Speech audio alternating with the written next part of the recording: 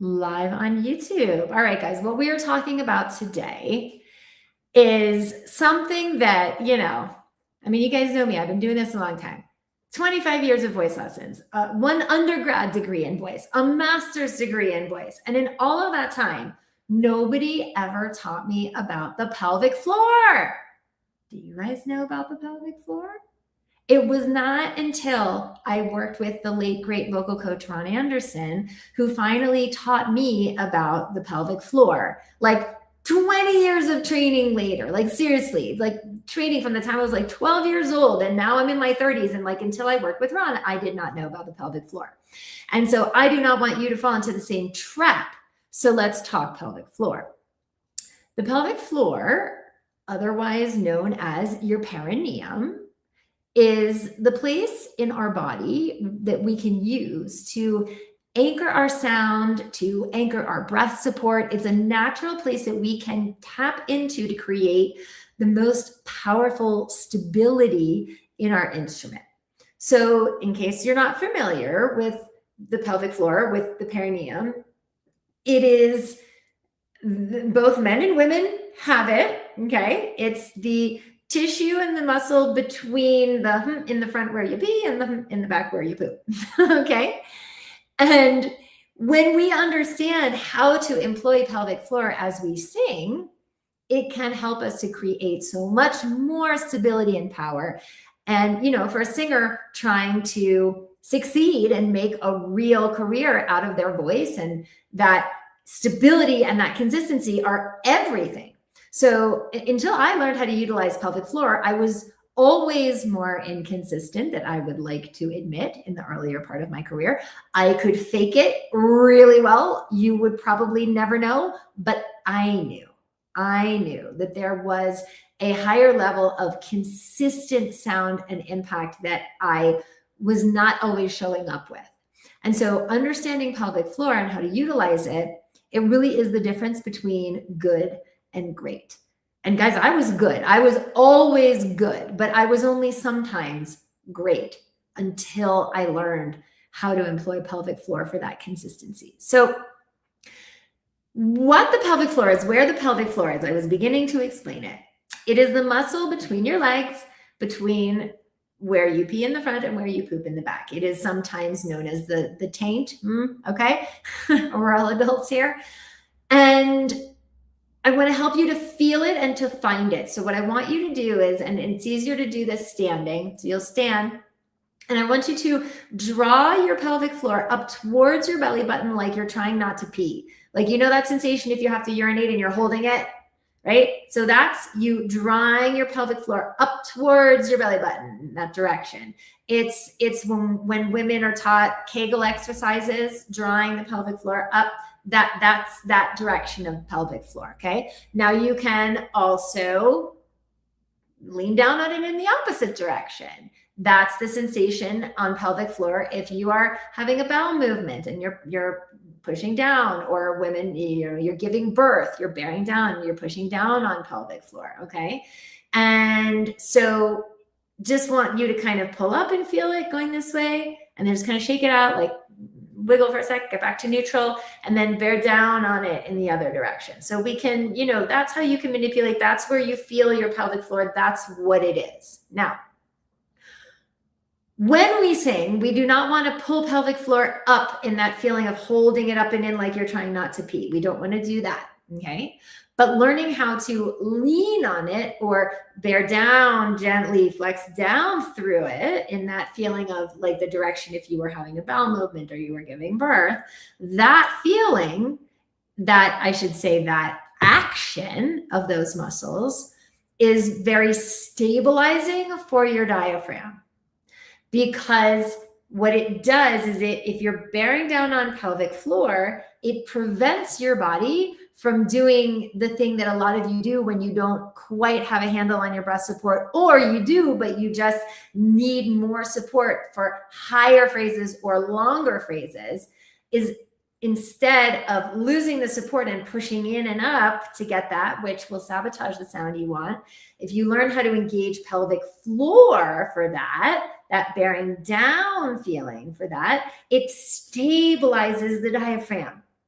And what do we know? We know that breath support, the job of the muscles of the container of your breath support in the abdomen and the back, the job is to stabilize the diaphragm so that it moves, that it stays low and moves slow, so that it only moves the optimum velocity and volume of air past your cord, so you don't run out of breath before you need to. It's not airy, it's not strained, right? So in engaging muscles of pelvic floor, you are stabilizing that diaphragm as you bear down on pelvic floor. Now, we do not want to whack the pelvic floor. We do not want to, hunker down. Like on a scale of 1 to 10, if giving birth, that kind of bearing down is a 10, right? Or if you're like super constipated, trying to like push one out, that's a 10. We don't need a 10. Okay. That's way too much because the whole rest of your body then gets involved, which we don't want. It's just an isolation of that gentle bearing down. We want between a 4 and a 7, maybe an 8 max if it's super high phrase and super long phrase. Okay. And so as you engage and flex through your support, if we're going to engage pelvic floor properly, you need to know when it is appropriate to engage pelvic floor. Most of what you sing, 70% of what you sing, 60 to 70% of the phrases you sing will not need pelvic floor. You are fine to just engage the container of your support, gently flexing and moving down. But for those phrases that are at the highest part of either one of your registers, or those phrases that are very long, that's when pelvic floor is important. So if you think about the elevator of your support, okay, and this elevator of the support goes all the way down, right? If you have just a normal duration of phrase that's not going super high in any register, the elevator of your support just moves from whatever, the 5th floor, all the way down to the 1st floor, okay? But if you have a phrase that goes really high in either register, you're in high chest voice, or you're in super high extension at the top of your head voice, then you're going to want to move down into the basement. You need a little bit more, and that's when you start employing pelvic floor for those notes where you need more and you don't want to push up and in. Or when you have a phrase that is super long, you're going to move down through the elevator of your support, 5th floor, 4th floor, 2nd, 3rd, 1st. As you're getting towards the end of that phrase, you're going to move down into pelvic floor to help you get through that phrase without pushing it and up or running out of breath. Okay. So I want to be really clear that we're not in pelvic floor all the time. It is like the reserves in the tank, the lowest part of the container of your support, of that lean down that you have, that you can access for the notes that are the highest in your registers and or the longest phrases that you have to sing in your repertoire. So, you got to get in there and you got to play with it. We got to make, you want to make sure that you understand the feeling of the down. You want to be able to coach on it with your teachers. If your teacher has no idea what you're talking about when you talk about pelvic floor, get a new teacher. Okay. This is like really important stuff to know. And, it's one thing to understand what I'm talking about intellectually as I explain this to you, but actually feeling it in your own body correctly and implementing it and embodying it into your singing in your instrument in the right way is another. It's a totally different thing than understanding what I'm telling you right now, but actually being able to implement it correctly in your own body. And it can be hard to do, if especially this is, a very targeted, expert, game-changing technique. It can be hard to do without expert eyes and ears on you. And it can be even harder to do if you're not working 360, if you're not working holistically, technique within the context of your mindset and your artistry. Because I could explain this all to you and you could understand it in your mind. And then in the moment that counts where you have to deliver, your body goes right back to the old up and in. And now you don't have the high notes. You don't have the long phrase. You poop out on it, right?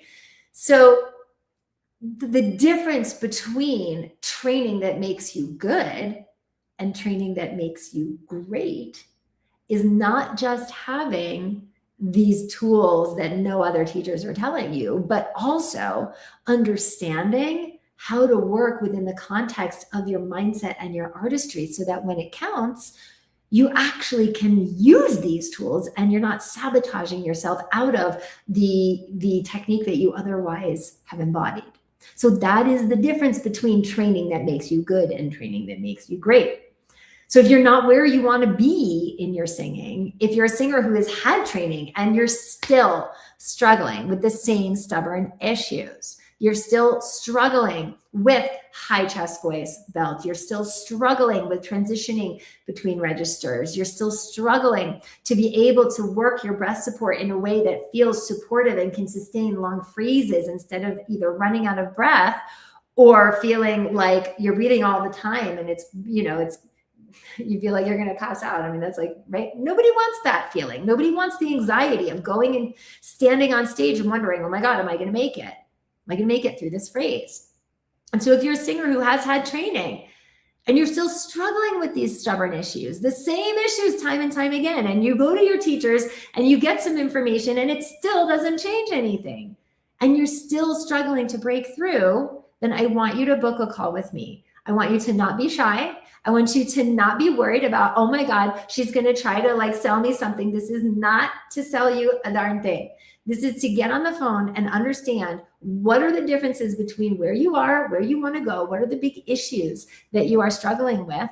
And I will explain to you the step-by-step process that we work with our singers to fix these issues and time again, be able to emerge at a higher level and break through in their career. And then if you want to talk about training with us to do that, then we can.